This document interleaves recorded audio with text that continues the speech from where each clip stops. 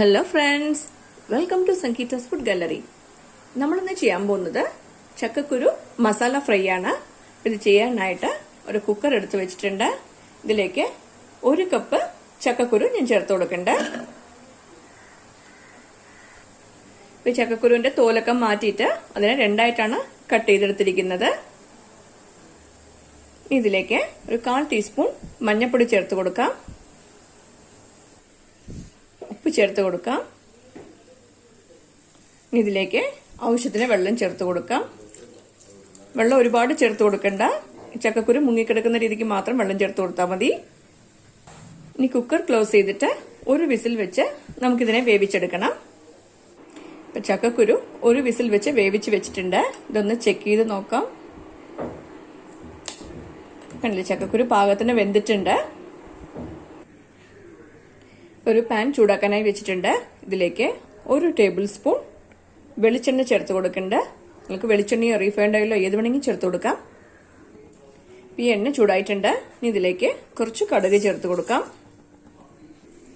ഈ കടുകൊക്കെ പൊട്ടി തുടങ്ങിയിട്ടുണ്ട്. ഇനി ഇതിലേക്ക് 3 അല്ലി വെളുത്തുള്ളിയും ഒരു ചെറിയ കഷ്ണം ഇഞ്ചിയും ചതച്ച് വെച്ചിട്ടുണ്ട്. ഇത് ചേർത്ത് കൊടുക്കാം. നിങ്ങൾക്ക് ഇതിന് പകരമായിട്ട് ഇഞ്ചി വെളുത്തുള്ളി പേസ്റ്റ് വേണമെങ്കിലും ചേർത്ത് കൊടുക്കാം കേട്ടോ. ഇതൊന്ന് വഴറ്റി കൊടുക്കുക.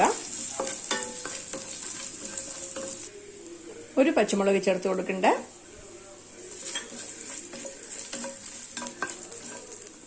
ഇതിലേക്ക് ഒരു സവാള പൊടിയായിട്ട് അരിഞ്ഞു വെച്ചിട്ടുണ്ട്. ഇത് ചേർത്ത് കൊടുക്കാം. ഇതും കൂടിയിട്ടൊന്ന് വഴറ്റി കൊടുക്കാം. ഇതിന്റെ കൂടെ കുറച്ച് കറിവേപ്പില കൂടെ ചേർത്ത് കൊടുക്കാം. ഇതിലേക്ക് ഒരു തക്കാളി ചെറുതായിട്ട് കട്ട് ചെയ്ത് വെച്ചിട്ടുണ്ട്. ഇത് ചേർത്ത് കൊടുക്കാം. ഈ തക്കാളിയൊക്കെ നന്നായിട്ട് വെന്ത് നല്ല സോഫ്റ്റ് ആവുന്നത് വരെ ഇതൊന്ന് വഴറ്റി കൊടുക്കണം. ഈ തക്കാളിയൊക്കെ വെന്തിട്ട് നല്ല സോഫ്റ്റ് ആയിട്ട് വന്നിട്ടുണ്ട്. ഇനി നമുക്ക് തീ കുറച്ച് വെക്കാം. ഇതിലേക്ക് ഒരു 1/4 ടീസ്പൂൺ മുളക് പൊടി ചേർത്ത് കൊടുക്കണ്ടേ. 1 ടീസ്പൂൺ സാമ്പാർ പൊടി ചേർത്ത് കൊടുക്കണ്ട. ഇതൊന്ന് വഴറ്റി കൊടുക്കുക. ഇപ്പൊ സാമ്പാർ പൊടി ചേർക്കുമ്പോൾ ഈ മസാലയ്ക്ക് നല്ലൊരു മണമാണ്.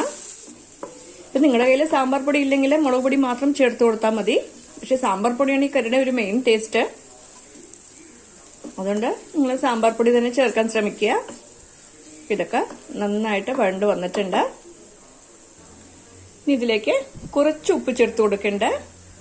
ചക്കക്കുരു വേവിക്കുമ്പോൾ അതിൽ ഉപ്പ് ചേർത്തിട്ടുണ്ട്. ഈ മസാലയ്ക്ക് ആവശ്യമുള്ള ഉപ്പ് മാത്രം ചേർത്ത് കൊടുത്താൽ മതി. ഇനി ഇതിലേക്ക് നമ്മൾ വേവിച്ച് വെച്ചിരിക്കുന്ന ചക്കക്കുരു ചേർത്ത് കൊടുക്കാം. ഈ വെള്ളത്തോട് തന്നെ ചേർത്ത് കൊടുക്കണ്ട.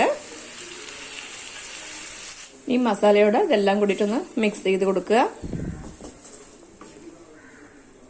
ഈ ചക്കക്കുരു പാകത്തിന് വെന്തിട്ടുണ്ട്.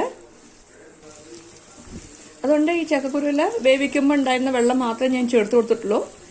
ഇപ്പൊ നിങ്ങൾ ചക്കക്കുരു വേവിക്കുമ്പോൾ വെള്ളം അതിൽ തീരെ ഇല്ലെങ്കിൽ ഇതിൽ കുറച്ച് വെള്ളം ചേർത്ത് കൊടുക്കണം. കുറച്ച് വെള്ളം ചേർത്ത് വേവിക്കുമ്പോൾ ഈ മസാല ആയിട്ട് നന്നായിട്ടൊന്ന് മിക്സായി കിട്ടുകയുള്ളൂ.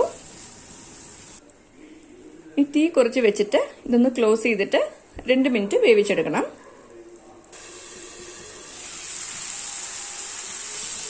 ഇപ്പൊ കണ്ടില്ലേ, ഇതൊക്കെ നന്നായിട്ട് വെന്ത് വന്നിട്ടുണ്ട്.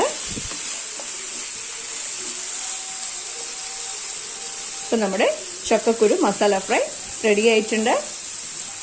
ഇനി തീ ഓഫ് ചെയ്ത് കൊടുക്കാം.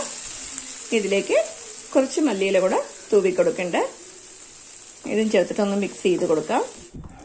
ഇപ്പൊ നമ്മുടെ ചക്കക്കുരു മസാല ഫ്രൈ റെഡി ആയിട്ടുണ്ട്. ഇത് ചോറിന്റെ കൂടെ കഴിക്കാൻ വളരെ നല്ലൊരു കോമ്പിനേഷനാണ്. നിങ്ങളും ഈ റെസിപ്പി ട്രൈ ചെയ്ത് നോക്കണം. ഇഷ്ടമായെങ്കിൽ ലൈക്ക് ചെയ്യാനും ഷെയർ ചെയ്യാനും സബ്സ്ക്രൈബ് ചെയ്യാനും മറക്കരുത്. നിങ്ങളുടെ ഫീഡ്ബാക്ക് അറിയിക്കും വേണം. Thanks for watching.